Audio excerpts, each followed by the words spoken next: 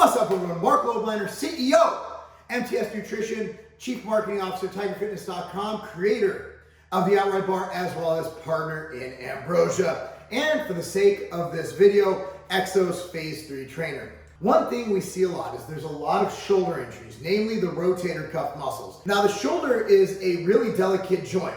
Look at this range of motion, and it's a very small joint, which means that all this mass, this one little joint, all the activity from pushing overhead in front of you, from pushing to the side, from picking things up, from going up and putting things on a shelf. Your shoulders take a lot of stress and beating. So there's a lot of potential to injure something called your rotator cuff. Now, the rotator cuff is a group of muscles and tendons that surround the shoulder joint, which keeps the head of your upper arm bone firmly within the shallow socket of the shoulder. Again, it's a very, very shallow socket joint. So rotator cuff injury, you know you have it. You'll either have an acute trauma, or let's say you're a painter or somebody who does a lot of things overhead, or as I did when I was in high school, a stock boy at a feed store. You know, you have a potential for not only acute, but also just repetitive use injury.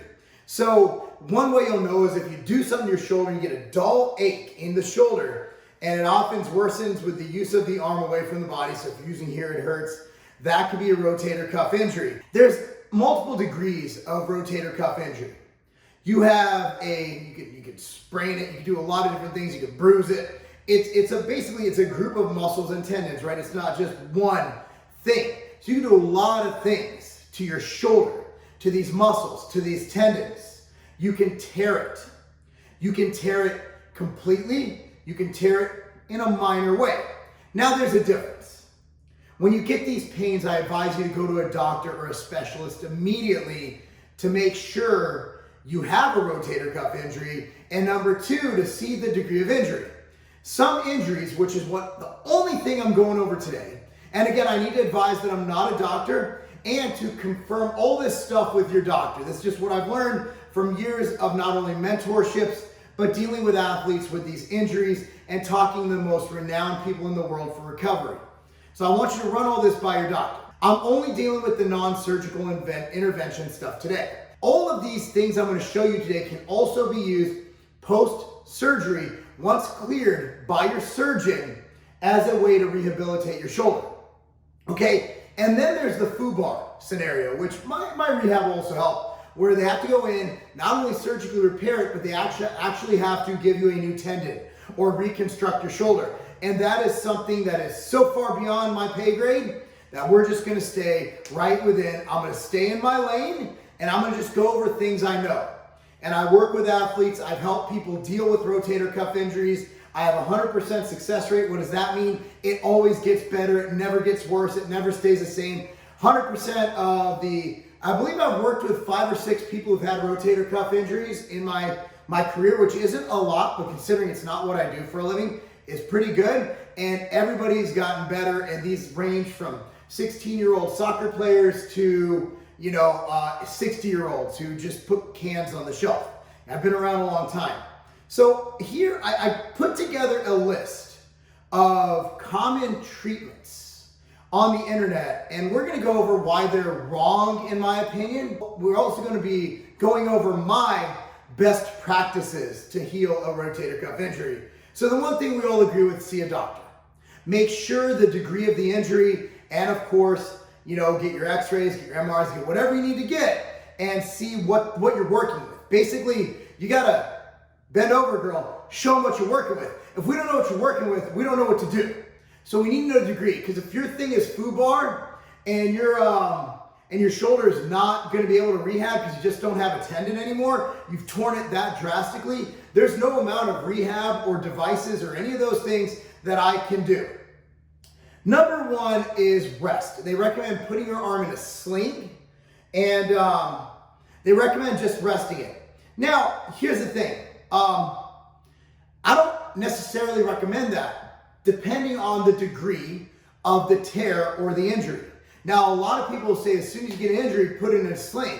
My opinion is you want to get your body working as much as possible, and when you have your arm in a sling, what is that doing? You're not moving. you're not encouraging blood flow. If I keep my arm still, I'm not going to have as much blood flowing. You're not going to see as much vascularity. And why am I bringing up vascularity? What that is, it's a sign of blood flow. I have blood flowing through my arms right now, which is causing the vascularity. If I keep my arm stable, there's less blood flow. What does blood flow do? Well, it removes all the waste products. It keeps your body delivering nutrients and blood and everything to the affected area. So the last thing I want to do is rest it. Now, if it hurts really, really bad, and we're going to get more into that later, then yes, to go on with your day, you might be doing this. But for most people, just being cognizant, and that's the reason your body has that pain response, right? When your body swells up, let's say you get a swollen ankle, or you sprain your ankle and it gets swollen. The reason it does that, that's your body's internal cast. Your body is preventing you from moving your ankle and injuring it more. So that's the reason we have that swelling response. But with an ankle sprain, I want people getting back and walking normal as soon as possible. Or else you can develop imbalances. Your left ankle, let's say you hurt your right ankle, your left ankle will start hurting, your left knee will start hurting. You have all these imbalances. So if you're walking around like this all the time, what's that going to do for your back, for everything else involved? So I'm going to recommend staying out of that sling as soon as you possibly can. Get out of it, get moving. Now, how do you get back? Say you're in the sling, how do you get out of that sling? That brings us on to another thing that they recommend, icing. I've done so many articles and videos on icing being terrible that I can't even count. And I have the good old school, can't keep up with science, ice brigade coming at me. And again, I'm good friends with a gentleman you might know. His name is Gary Reinl. He's done a lot of things with Dr. Starrett. He's done a lot of things with a lot of influential people in the industry who are at the forefront of recovery. Gary Reinl works with all these athletes, Major League Baseball teams, football teams, and he basically gets them to stop icing. And they'll do something else instead, which I'll get into in a second. Now, what icing does, it essentially stops things. It halts recovery. It's basically stopping all the recovery processes from going through. It's like freezing a moment in time. Icing is not only not going to help you, it's going to hinder your recovery process. Stay away from the ice. And if you're doing the ice as pain mitigation, don't do it. Don't do it. Don't ice. What do I recommend instead of ice? Movement. I'm going to show you some other exercises. And the Marc Pro. Gary sold me on this years ago. I did a whole video series with him. And the cool thing about the Marc Pro, what is a stim unit? But it actually has some science behind it. You go to marcpro.com and figure out how to use it, and it'll tell you why you're using it. But what I would do is I'd put a Marc Pro on, and they have guides on their website on how to do it. So I think for the rotator cuff, you put front, back, down the arm, and in the back, or something like that. And what it does is encourages blood flow and moves all the waste products, all that nasty stuff through the muscle, speeding up recovery. So I would, if I had a rotator cuff problem, I would do the Marc Pro for about 30 to 60 minutes a day. Just so you know, if you go to marcpro.com, use coupon code Lobliner. Again, I don't give a shit if you buy it or not. But at the end of the day, this is something I highly recommend. My daughter once sprained her finger really bad and was supposed to miss 4 weeks of soccer. That's right, and she also played keeper part-time at the time. In 2 days, Gary helped me, told me where to put it, how long to put it on. In 2 days, she was back on the field and helped her team shut out the other teams and win a tournament. A very, very, very competitive tournament. Also playing keeper as well with a finger that was harsh. It was, I don't know if it had a partial fracture or whatever, but I've never seen anything like it. For me, it's done wonders for my knees, my hips, my back. Huge fan.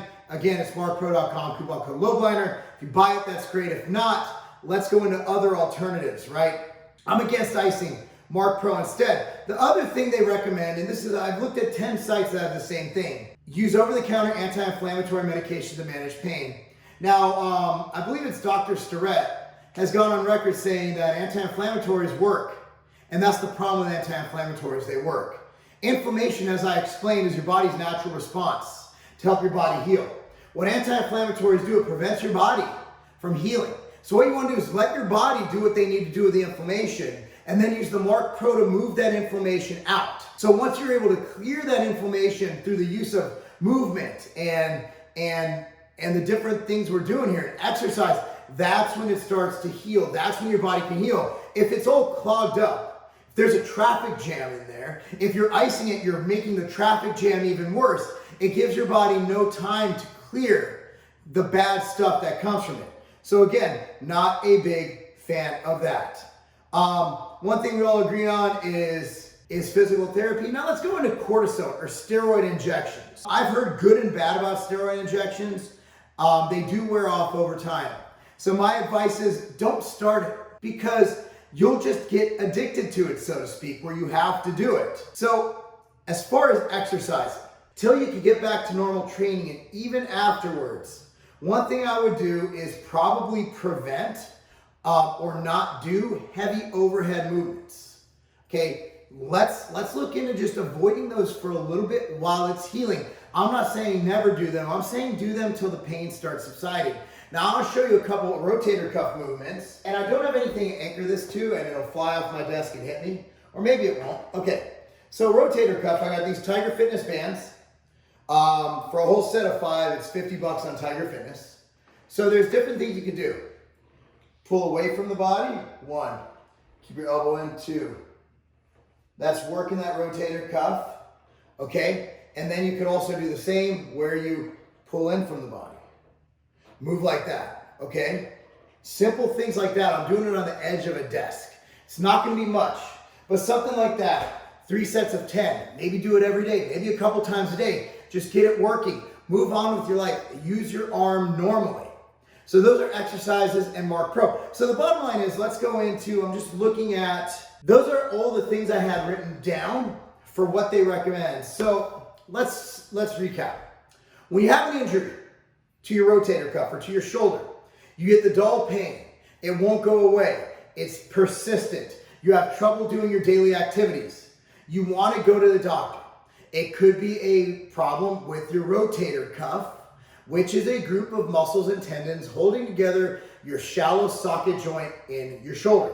After you've done that, and the doctor has determined that you do not need surgery, but you have, let's say, a minor tear or sprain or a strain of those muscles. Number 1, do not ice, do not take anti-inflammatories. If you can afford a Marc Pro, they're pricey. I'm not going to say you need to do it. Get one. If you can't, it's still cheaper than surgery. If you can't, you don't need to. Move your arm as normal as you can, as soon as you can. Start incorporating strength training, including the resistance band movements, and you can even do light dumbbells for lateral raise. Be careful on things like bench press, because that will strain those tendons. Maybe use dumbbells over barbells more than the other.